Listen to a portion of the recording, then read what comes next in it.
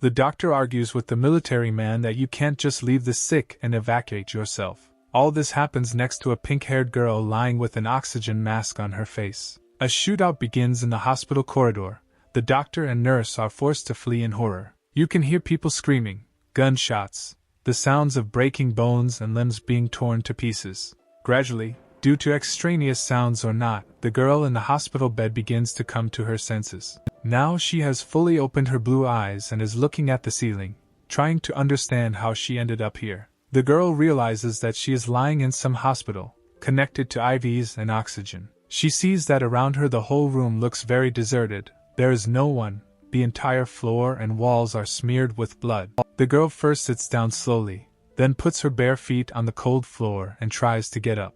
She pulls out the 4 needles, takes off the mask from her face, and tries to go out into the corridor for help. The first steps are difficult for her, especially since she doesn't meet anyone on her way for quite a long time. Then she notices a man standing in a room separated from her by glass. The girl thinks that this is the first person she has met here. Not wanting to continue wandering around the hospital like this, she decides to contact him. Hesitantly at first, but then louder and louder, the girl begins to knock on the glass separating them. It seemed to her that she was knocking quite hard, but the man did not react to this sound. Because of this, she now had to hit the surface of the septum with all her might with both hands. Only after a few moments does she realize that her knocking is achieving the desired effect. But she doesn't like something about the person's reaction. Now she sees that this is a man who is rushing towards her as fast as he can, not noticing anything in his path.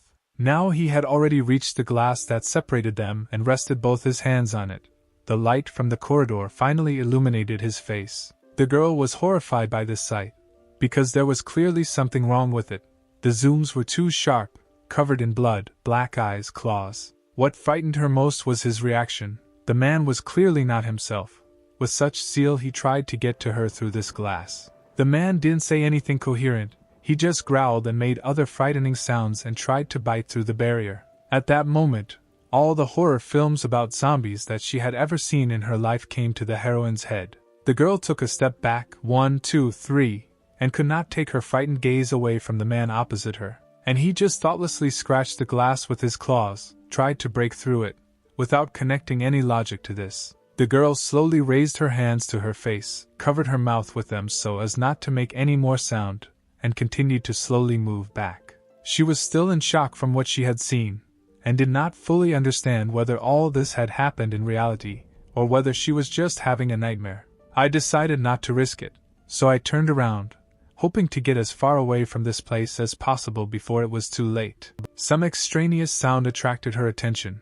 Turning around, the girl was finally convinced that everything was happening to her in reality. From around the bend along the hospital corridor, a creature was crawling along the floor towards her, leaving behind traces of blood. The heroine clasped her elbows with her hands, trembling with fear, not knowing where to get away from this monster in the narrow corridor in which they were. The creature, meanwhile, was getting closer and closer to the girl, leaving her even less chance of escaping. Only when the monster was ready to attack the girl was she able to shake off her stupor, turn around and run in the opposite direction. The girl came back from where she had only recently left, where she met that strange man, where at least glass separated him from her. Running past her very first zombie in her life, the heroine noticed that he was still trying to get to her. Therefore, she decided not to stop, but ran further and further until her strength began to leave her and shortness of breath appeared. From fatigue after suddenly running immediately after waking up, the girl leaned her whole body against the box, hoping to get some rest. But it turned out to be on wheels, and the heroine did not calculate her capabilities and leaned on him too much. Because of this, the table began to move. The girl lost her balance due to fatigue and, unable to stand on her own, tripped and fell to the floor. She fell flat, hitting the cold slabs with her knees and hands, and the collision itself echoed throughout the hospital corridor. Her legs were all covered in blood. Either she got them dirty while running through the building, or she managed to hurt them somewhere. She had almost no strength left to try to get up and move on, so the girl decided to crawl for a while. She was overcome by despair because of what was happening around her, because she didn't know how she found herself in such a situation, and whether she should expect help.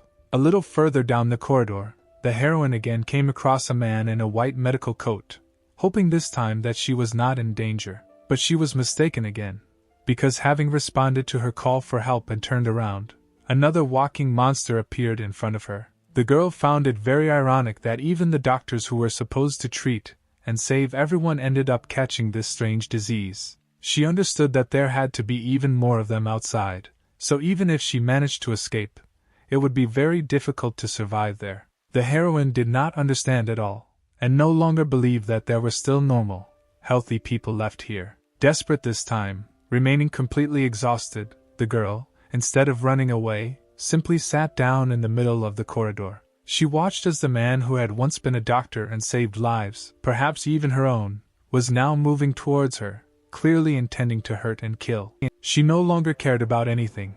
The girl only wanted her torment to end as soon as possible. Already preparing to give up her life, the heroine closed her eyes, but suddenly saw her younger brother and sister hugging each other. They believed in her return and sat somewhere and waited for her, and therefore she had no right to give up in this dead hospital. She needed to live for their sake. Therefore, the girl opened her eyes and began to look around her for at least something that could help her protect herself from the monster's attack. And he was coming closer and closer to her in the meantime, even starting to run, probably sensing imminent prey. The girl had no choice but to put her improvised weapon in front of herself and tried to delay her own death. Out of nowhere, in this clearly abandoned hospital, a guy appeared who warned our heroine, putting on a mask at the same time, that her screams only attracted more of the other creatures wandering around in the area. The guy threw his hand behind his back, felt the hilt of his katana with his palm and sharply pulled it out. Taking the weapon in both hands and swinging it to the side to strike, he rushed at the monster, attacking the girl as fast as he could. Right in front of our heroine, he swung his katana with force and with one blow cut off the head of a creature that was once a living person. The girl watched all this while sitting with her eyes wide open, unable to move or take her eyes off this picture. The former doctor's head fell with a thud onto the cold floor next to her knees and rolled further, splashing blood around it. The girl came to her senses, finally followed the flight path of the limb, and tried to comprehend what had just happened for several seconds. She then looked away from the severed head and turned to face her savior, awaiting further instructions. He turned out to be a tall, obviously young guy with a strong build, who had just killed a man and did not even doubt his decision for a second. And he, meanwhile, looked at the girl in response and slowly walked towards her, approaching with every step. He came close to our heroine, squatted down in front of her, leveled their faces and looked into her eyes. The girl, with the last of her strength, held back the tears that welled up at the wrong time, trying with all her might not to give in and not cry. She looked into the face of her savior, half hidden by the mask, trying to utter a word. She was no longer able to hold back the tears and they rolled in small tracks from her eyes to her chin, wetting her cheeks. The guy extended his hand to her face, gently wiped the wet areas under her eyes with his finger, and said that he would help the girl get out of here. They walked not very fast, but not very slowly either, one after another. First the guy wearing comfortable high-laced boots, then the girl barefoot and with wounded feet. The guy always walked ahead, leading the heroine along the corridors of the hospital, meandering in different parts of it, killing all the monsters that they met on the way. The girl tried to maintain his walking pace, realizing that a slight delay, and especially a lag, could cost her life. She looked at the back of her savior, examined his clothes, and noticed an earring on the left, already in the shape of an elongated cross. He had not spoken a word since the first meeting, so she could only watch and also silently follow him everywhere. However, the girl's body, tired after a long period without movement or training, left the girl's body faster and faster. At some point, her leg twisted and the heroine began to fall over, losing her balance.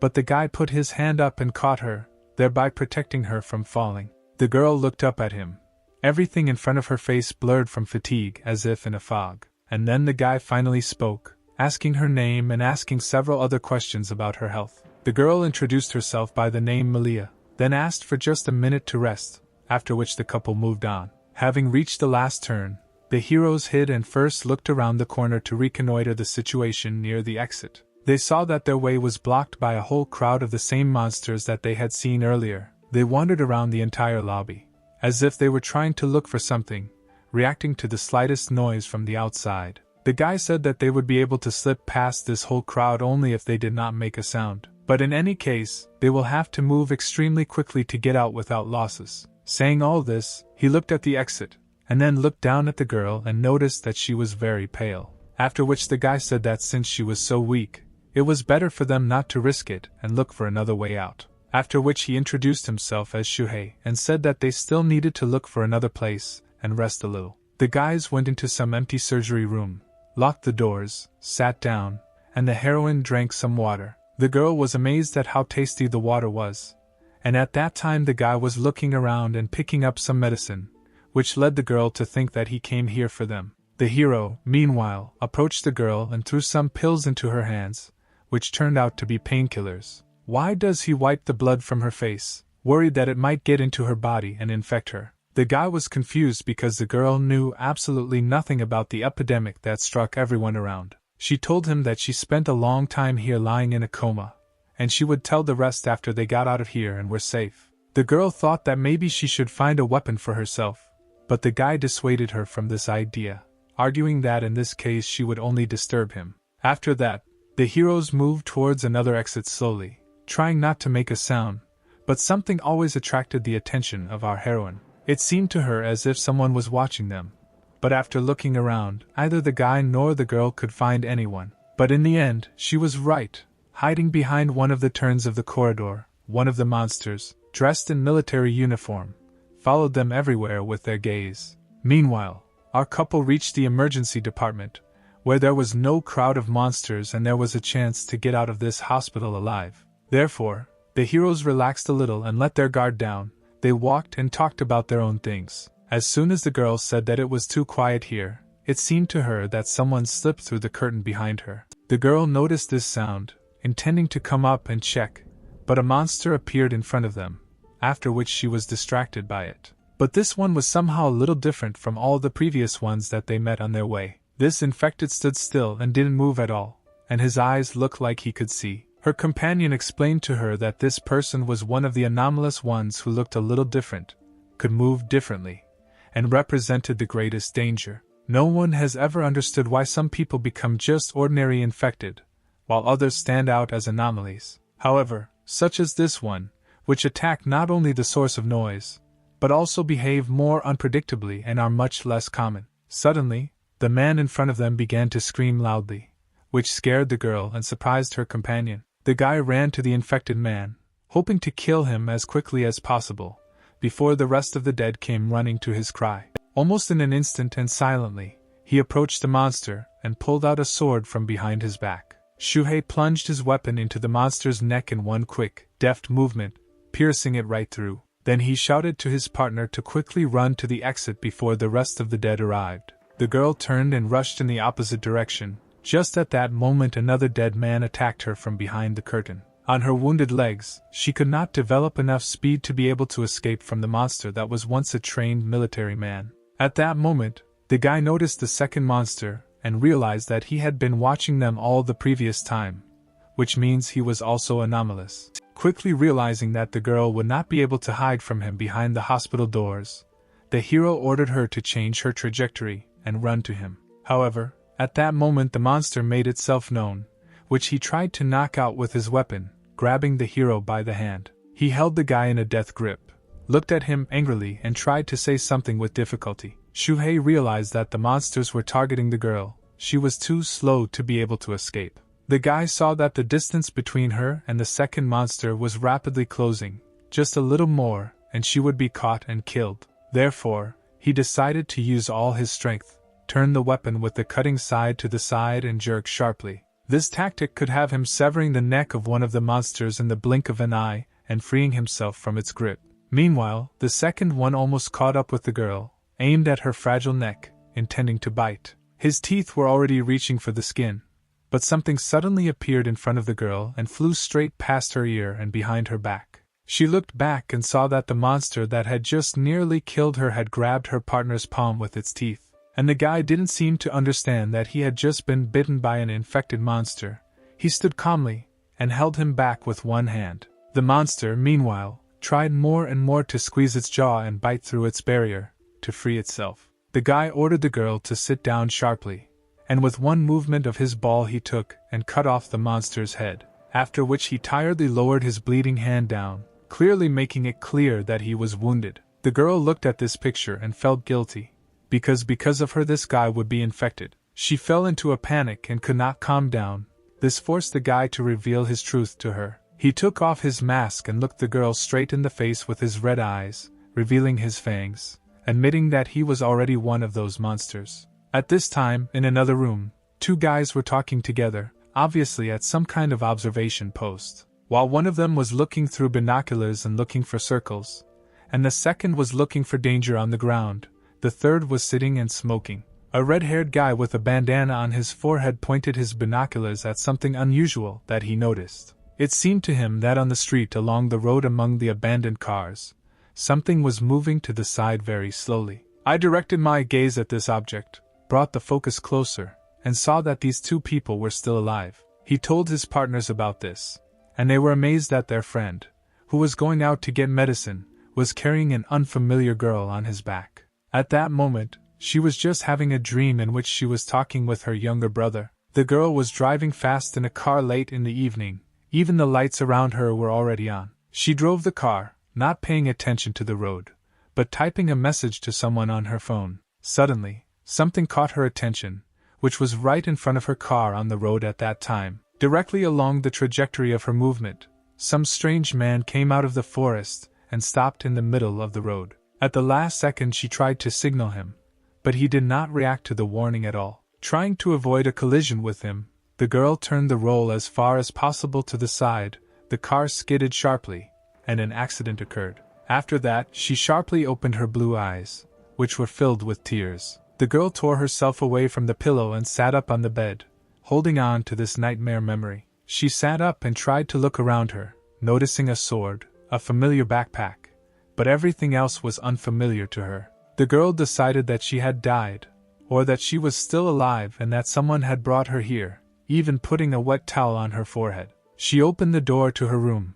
intending to go out and find out where she was, and right behind her she saw the same guy with gray hair, red eyes, standing calmly and brushing his teeth. At that very second, memories of the last day came flooding back to her, and then the same guy said that he was a monster. The girl immediately closed the door, trying to protect herself from him, but the hero only told her that she had nothing to fear in this house. He explained to her that he would not cause any harm, that it was he who brought her here and put her to sleep and rest. The girl listened to all this, but she was still afraid to open the door and go out to him, to meet him face to face. Therefore, the guy said that he was leaving, but she could calm down and go out when she saw fit. Malia leaned against the door, then slowly slid down it with her back and sat on the floor, crossing her legs and wrapping her arms around them. The girl sat and replayed in her head all the memories of the day she met this guy. She remembered how many times he saved her and helped her out in that hospital. Without him, she would not have gotten out of there alive. After that, the girl lightly hit herself in the face with her hands several times, trying to bring her to her senses and force her to think logically. She decided that if this guy wanted to kill her, he would have done it there in the hospital, when he had the opportunity, and not only one. After that, the girl decisively opened the door and left her room, finding herself after a couple of steps in the kitchen of the apartment. At first she was struck by the silence of this house, and then she turned her head and saw the same guy who was standing and waiting for her to leave, leaning against the stove. He said that she might be hungry and offered to join him for food if she didn't mind. The girl was still looking at him and trying to calculate his every action or again the presence of deception. Everything was calm and normal. The guy simply took out several plates with ready-made food and put them on the table between them. Then they simply sat down opposite each other, took a glass of drink, but the girl was still embarrassed to eat in his presence. She was confused by the fact that they were supposed to eat together, but the plates were only for her, and the guy didn't take anything for himself. He only replied that he had already eaten, so she shouldn't worry and it would be better to ask her questions at breakfast. The hero said that he was still offended by her previous words when she called him a monster, because he was just infected. The girl looked again at the guy opposite her, and realized that despite his words, there was nothing so strange about him. Apart from fangs and eyes, apart from this, he is no different in appearance or behavior from a normal person. Only at that moment did the girl notice that she was wearing different clothes, because the previous one was covered in blood, so the guy had to examine her for wounds or bite marks and change her clothes. This behavior made her very angry. She threatened that if someone touched her again without her permission, this person would die immediately. However, the guy joked in response to this, which confused the girl. He was so different from the very guy who saved her in the hospital. At that moment, another guy entered the apartment they were in, this time already blonde. Moreover, he slammed the door so hard when he opened it that the owner of the house even got angry, and asked him to be more careful next time. While the two were arguing among themselves, the girl turned and began to look at another new person in the company, and the blonde, meanwhile, calmly entered the apartment, as if to his own home, and headed towards the owner's refrigerator. In fact, he was amazed that this girl was not evacuated along with all the other women at the time, but was left in the hospital. Listening to their verbal skirmish, the girl learned a lot of new information, which upset her and brought her to tears. After that, the guys paid attention to her and noticed that something was clearly happening to her, and the girl, who at that moment was already crying loudly and was just trying to quickly wipe away her tears with her hands, which were rolling down her face in streams. Listening to their story, Malia realized that her brother and sister, who were left completely alone, most likely also could not evacuate with everyone. She folded her hands in front of her and began to beg the guys to let her go or take her to her home so that she could pick up her relatives. She asked to tell her as much information as possible about this epidemic, and after that she promised to leave here on her own. The blonde immediately grabbed her hands and said that they would all save her family together. They would find out where they were, so she wouldn't have to go alone. However, before that, she will need to go for a new acquaintance, meet one very important person. This person is the only one who can answer all the girl's questions, the only one who can help her. The hero was very surprised by this conversation and his friend's eagerness to help the unfamiliar new girl. After that, the blonde introduced himself by the name Echo. They left the house together and went down to the platform in front of him. He said that they patrol periodically to protect their territory. All this was done thanks to the important person Ishtar. Walking through the middle of the yard, the guys saw the entire team that lived in this small camp. The other guys were surprised that there was at least one more girl left on this island, besides their boss. They even began to discuss among themselves that it was quite possible that she had no one, so they could try to start a relationship with her. However, the look of the main character walking behind the couple made it clear to them that they definitely shouldn't count on this. The guys were scared, they had goosebumps, and they also tried to speak more quietly so that no one would hear them, especially this strange guy. During this time, Shuhi quickened his pace and caught up with the heroine, began to walk next to her, as if protecting her from prying eyes. He didn't like the fact that just recently she had threatened to kill him for touching him, and some almost unknown guy was holding her hand. The hero said that you shouldn't trust strangers so easily, especially considering that she is the only woman on this base. But the girl did not understand how this concerned him,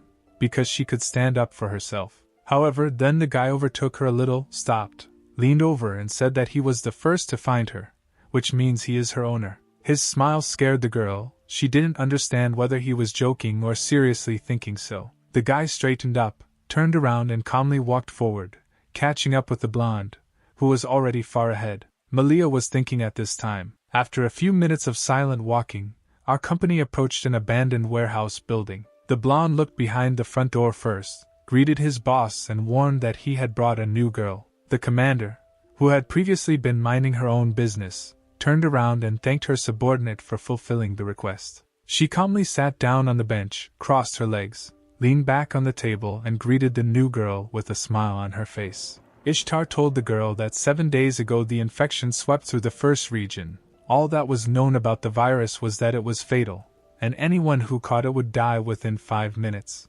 Then, after about a minute, they came to life right before our eyes, but they moved like normal people. The infected mercilessly attacked anyone who got in their way. By the time they realized that the virus could be transmitted through bites, it was too late. It had a subtle effect on the brains and movement of victims, turning them into mindless, flesh-eating monsters. No one knows where this virus came from or how it all started because finding out the origin of the virus was not her squad's main goal. The military was sent in to safely evacuate the civilians, and the original plan was to evacuate the residents of the first area, as well as those who inhabited the surrounding towns and villages. However, from the large number of infected, the government decided to evacuate the entire population and send them to the port, and since it was impossible to collect everyone at once, priority was given to women and children, so 4 days ago they were the first to sail by ship from the island. Ishtar was worried about the girl's condition, because she had recently come out of a coma. She even examined her, and no further injuries were found. The woman said that in about a couple of days Malia would be able to return to normal if she rested. Ishtar reported that they were surprised that no one had yet been evacuated from the women, but there were few soldiers, so this was a possibility. However, the girl was interested not only in this, she wanted to know if there was a possibility that after the evacuation they would be allowed to return and look for her relatives. She explained that she has a brother and sister who are still just children, so she is afraid that if she sails away and they are not among the evacuees, then she will no longer have a chance to go back to the island and look for them. So she first wants to check her house and make sure they haven't forgotten to pick them up, so she wanted to ask for help. She also said that she would be grateful for any help that could be offered to her, but there was no need to send someone along with her and put her in danger. She was originally found in the hospital of the 12th district, so everyone was very surprised when Malia said that she was from another. Everyone was even more shocked when they heard that the girl actually lived in the 1st district. Because of this, a problem arises, because if the 12th district was more or less calm, then the 1st district was the most dangerous of all. The girl said that on the day of her accident she was driving to another area and apparently she was mistakenly sent to the nearest hospital. Ishtar said that the 1st district was the first to get sick.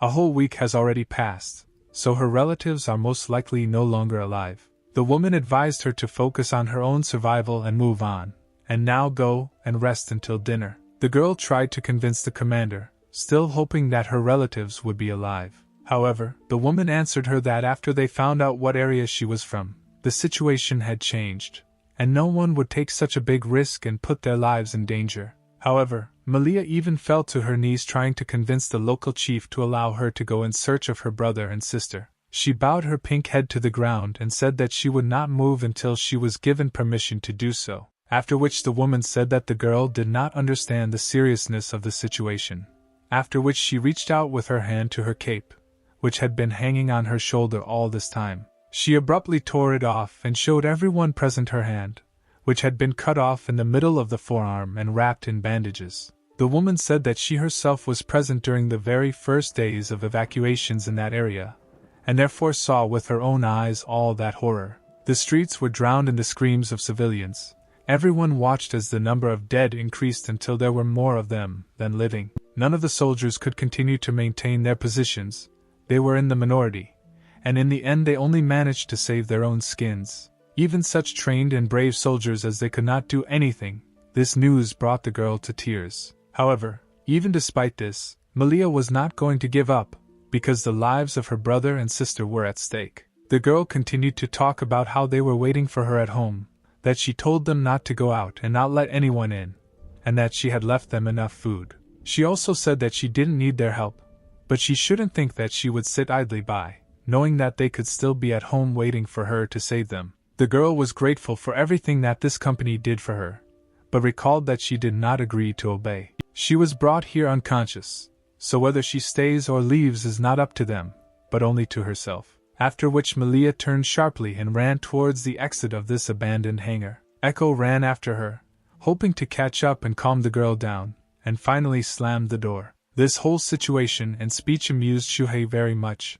especially the way the girl rebuffed Ishtar. He said that he really liked this unshakable character of this beautiful girl. The boss agreed that they themselves were similar, but the girl still couldn't do anything without their help. And Shuhi began to accuse the woman of hiding the truth from her own team, and she answered him that first they need to come up with a reliable plan before revealing all the information they know, including suspicion. The plan is reliable enough to convince everyone to stay in this fight despite all the hopelessness of the current situation. Shuhi replied that although he does not plan to take the beautiful girl with him, if she herself comes to him for help, then he will not refuse her. The woman tried to dissuade him, because the girl would only delay him and interfere with him along the way. She also reminded him of his promise that he would help them investigate.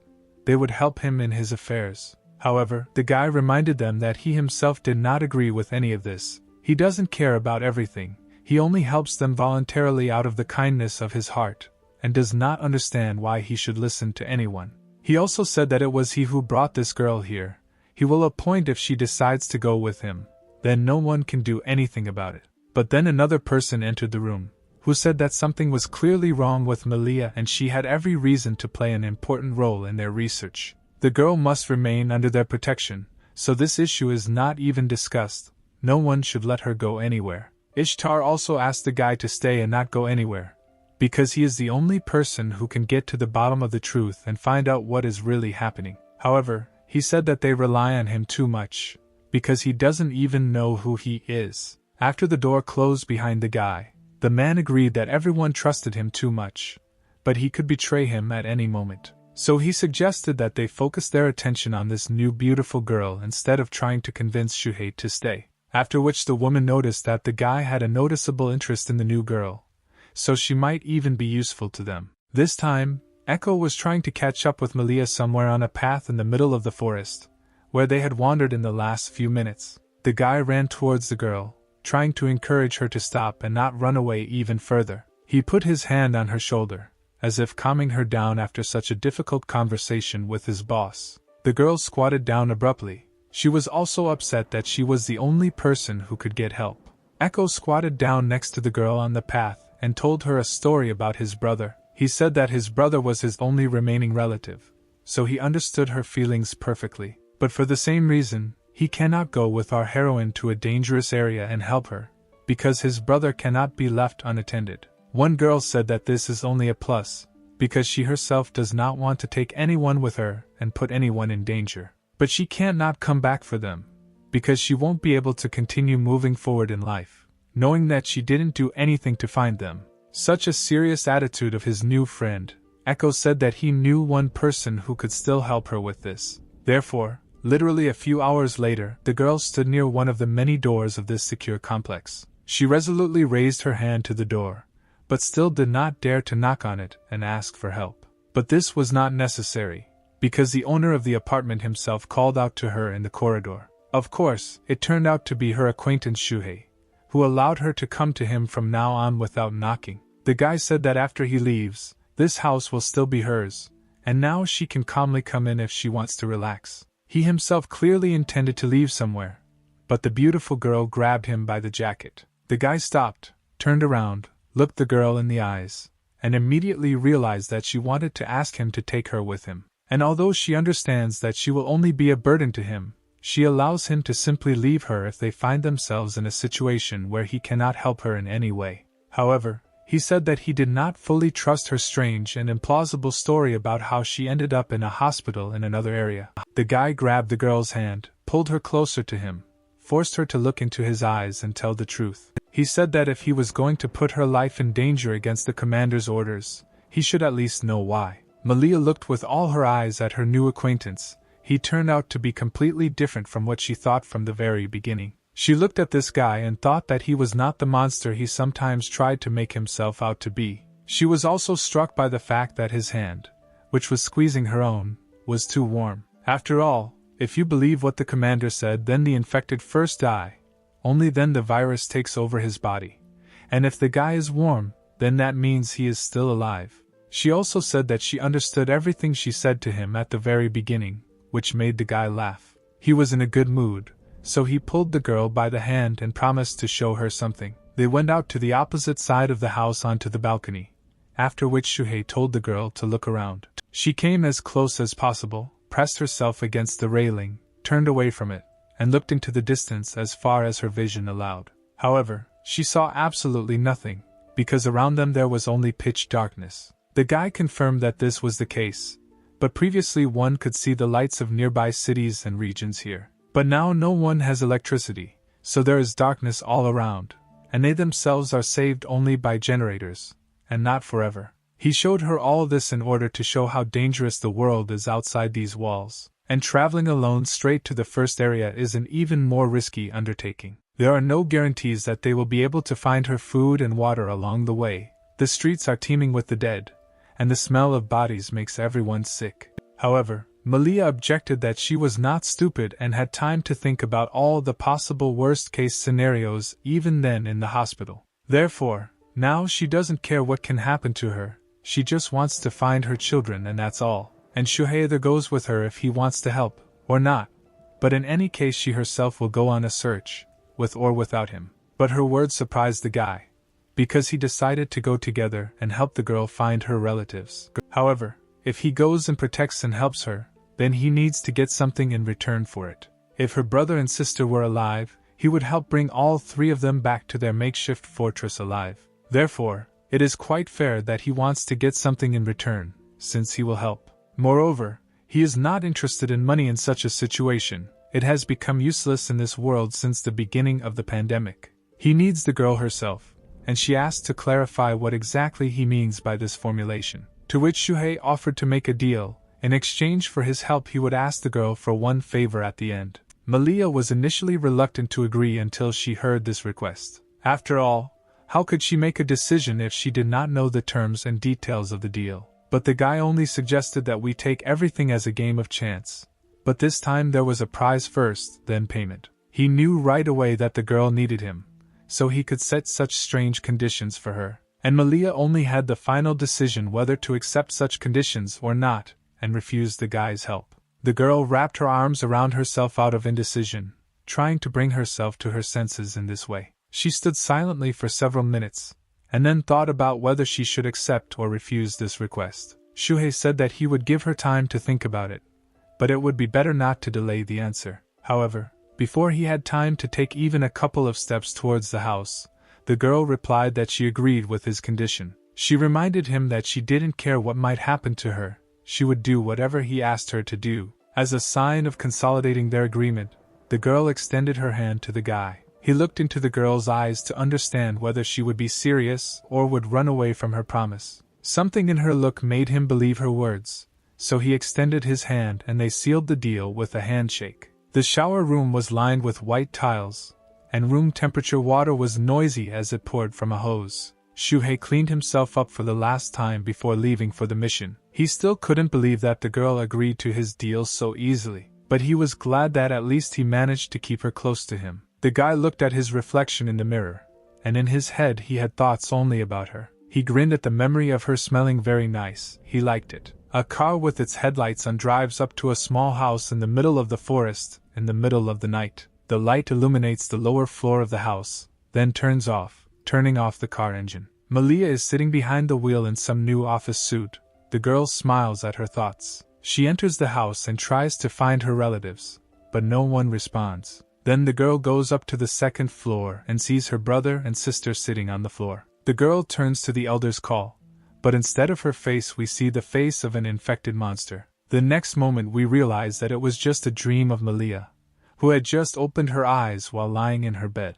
The girl slowly got up, made the bed, and left the room into the common corridor. There Shuhei was already waiting for her, who was just walking towards her, and was about to wake her up if she had not gotten up on her own. The girl noticed that all the wounds on his body healed on their own literally in a matter of days, and the guy noticed her attentive gaze and threw a towel over her head so that she would not stare so openly. He advised the girl to also go for a swim, while they still had access to water, but the girl was now more worried about her plans for the day, where they were going to go so early. The guy replied that since the commander went on reconnaissance, they could quietly go out into the city at that time. After some time, our heroes went down together to the armory to the guys on duty there. Shuhei hoped that no one would be there so early in the morning, but they were unlucky, so they would have to negotiate. The guy said that the girl needed a weapon so that she could defend herself in the city. However, the officers on duty did not want to give him anything, citing the fact that due to the order of their superiors,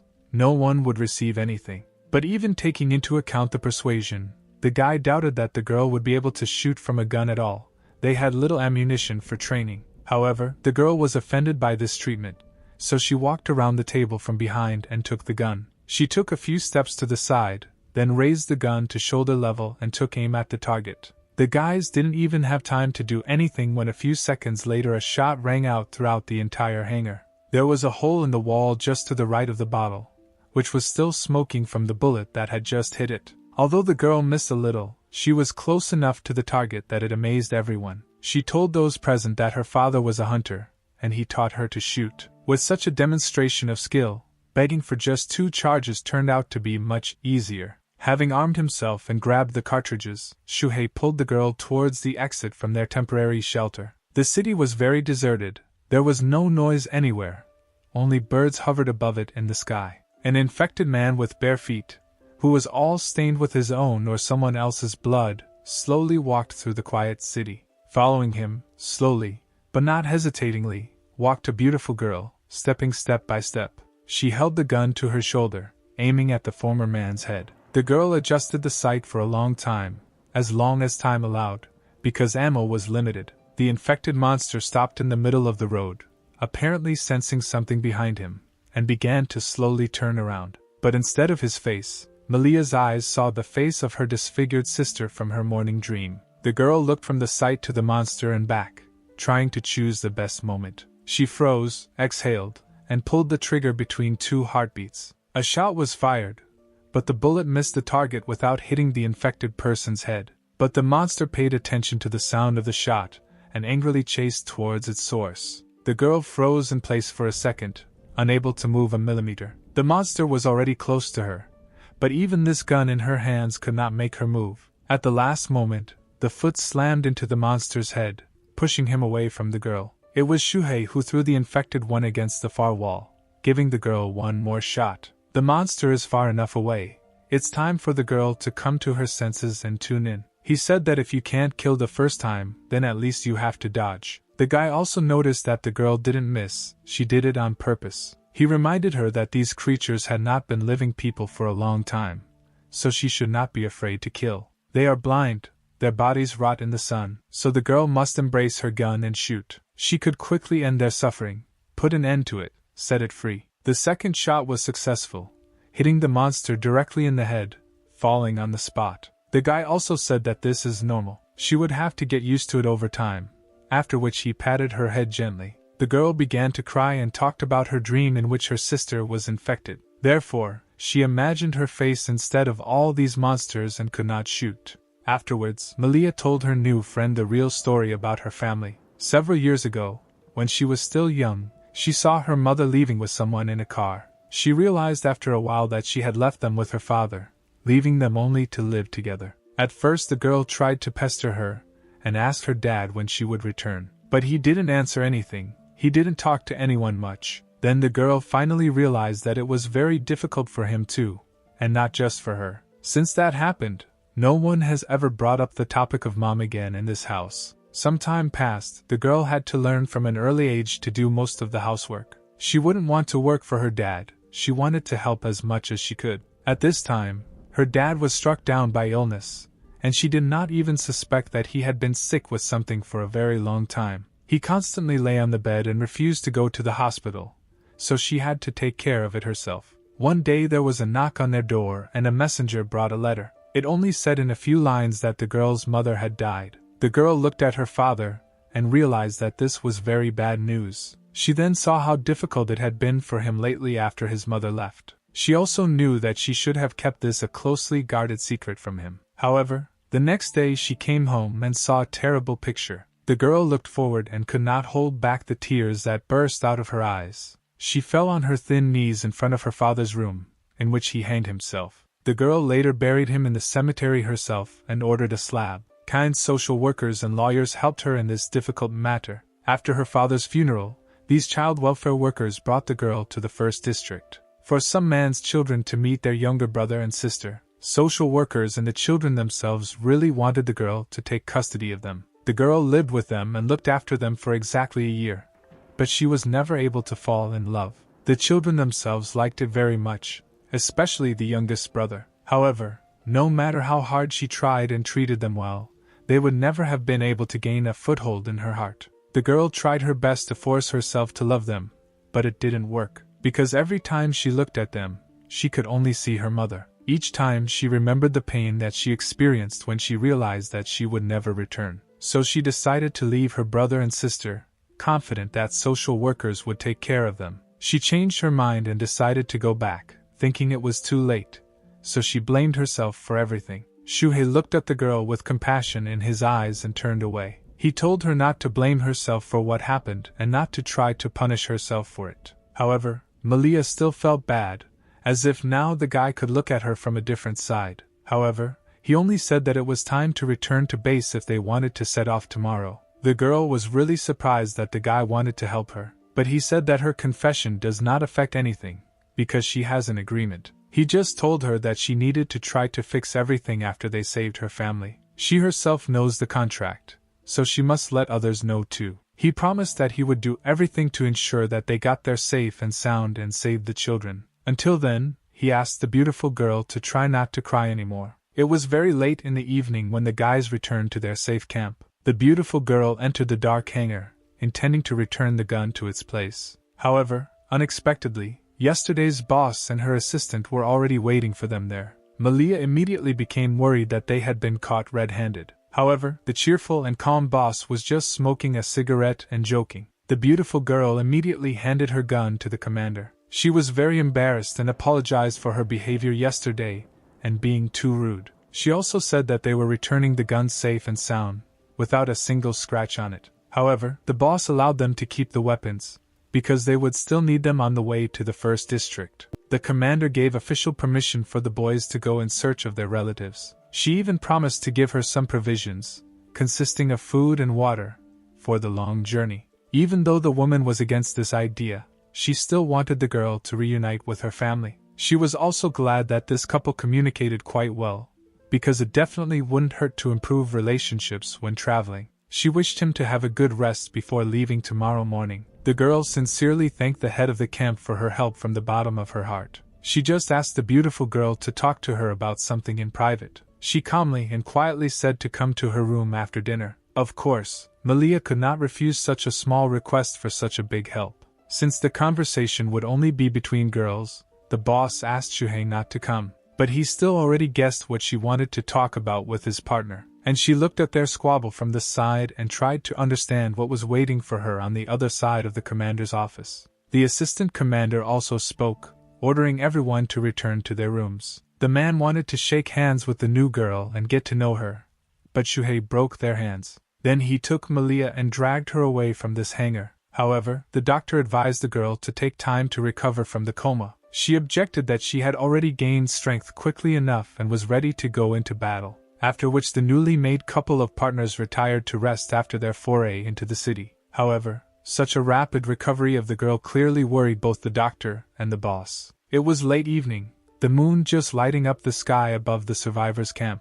Malia sat on the most ordinary chair in the boss's room and nervously fiddled with her fingers. The girl was still worried about such a sudden invitation to dinner with the commander, and the commander prepared more nourishing and high-calorie food before the couple went out on search. Her jokes about the very last dinner and her life clearly made the girl sad. On the table were several beautiful plates of several sizes with a wide variety of food. The boss was still surprised that Shuhei allowed the two to get together and talk, to which the girl only replied that she asked him for advice on this matter, and he only said that the conversation would benefit her in any case. This greatly surprised the commander, because the guy doesn't get along with anyone here anyway. Many do not notice his kind side at all behind the mask of eternal bravado on his face. Malia still couldn't take her eyes off her boss's crippled hand, but it turned out that it was not the infected person who tore it off so carefully. The woman said that it was Shuhei's work, which caused a funny picture in the girl's head. However, she immediately said that he himself did not remember about it,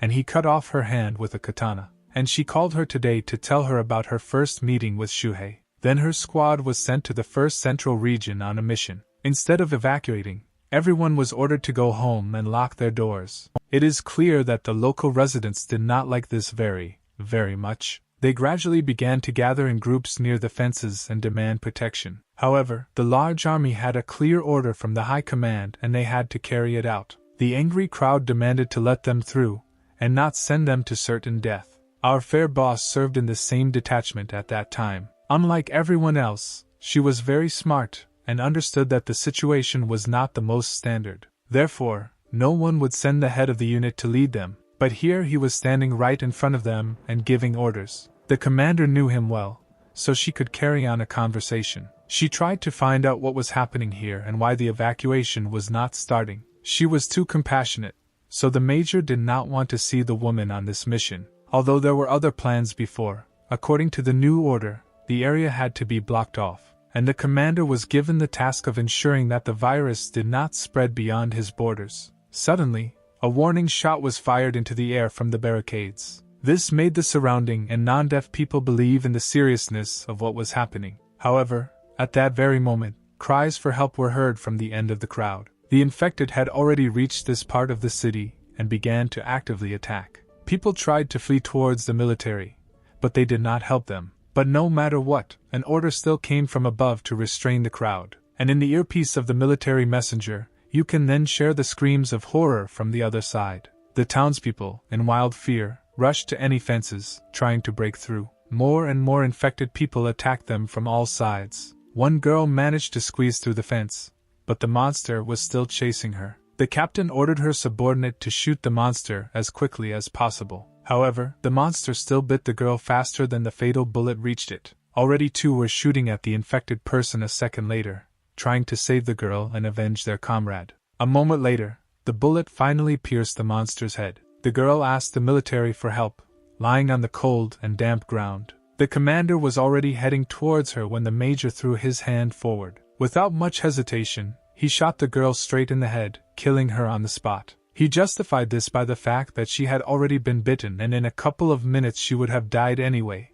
He only saved her from suffering, after which he calmly turned around and gave the order to retreat. The captain could not handle such an attitude towards the people and pointed her weapon at her boss. He only told her that she was behaving too recklessly for her position and the army as a whole. After all, besides her, there are also guys from her squad here. And the moment she pointed the gun at him, she immediately became a traitor. She did not understand the principle of small sacrifice for the sake of a universal goal. And since she was discharged from the soldiers, she could stay and try to help the townspeople. There were more and more infected every minute. The captain saw that the gates were closed, and therefore the escape routes too. The woman was worried that they were just standing and watching, unable to help. Then a soldier approached her and conveyed a message, after which the commander gathered and prepared her squad to be ready for battle. They went to the city, trying to destroy as many infected as possible along the way. There were adults, teenagers, and even children there.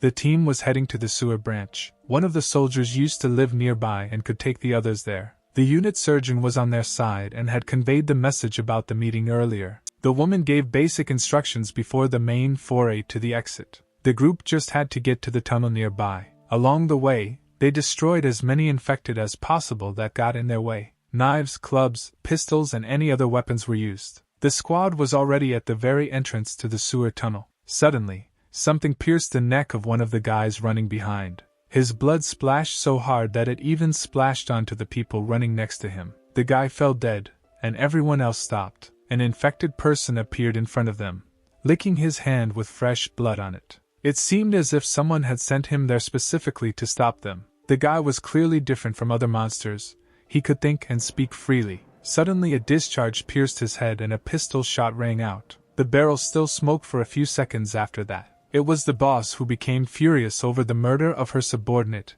and the rest of the people. The woman shot and shot at the infected over and over again, as if in a trance. She kept shooting until she finally ran out of cartridges in her clip. But no matter how hard she tried, the monster continued to stand firmly on its feet even after so many hits. The guy just straightened up and said that it was very rude of her to shoot when they met. All those present were amazed that the wounds of the infected person healed almost instantly. The commander gave the order not to relax and shoot until a weak point was found. Then, in an instant, the monster was right next to her. He quickly grabbed the commander by the throat with his powerful hand. The woman tried to defend herself and put her hand under the bite. Subordinates from her squad noticed that Ishtar had been bitten. Out of nowhere came the sound of a katana being taken out. The stranger swung his sword, immediately cutting off the affected part of the commander's arm. This blow also cut off the hand of the infected person, with which he was squeezing the woman's throat. The newcomer dealt a powerful blow to the monster in the stomach.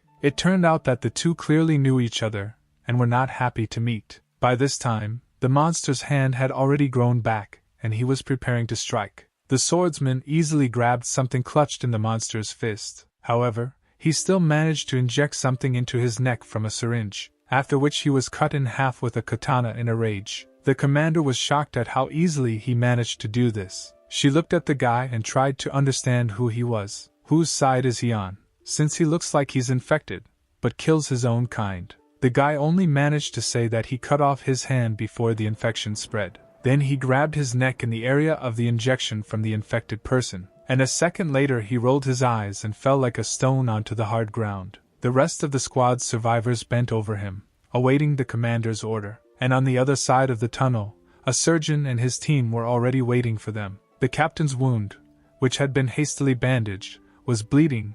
They led her under his arms, but what struck the doctor most was not his friend's missing wrist, and the unfamiliar guy, who, passed out, was carried on the shoulders of the guys from the detachment. After this, Malia had many questions about Shuhi's personality. Although he had several symptoms of being infected, he was different and had not lost his ability to think. But despite his warm skin and other inconsistencies, the guy still considers himself infected.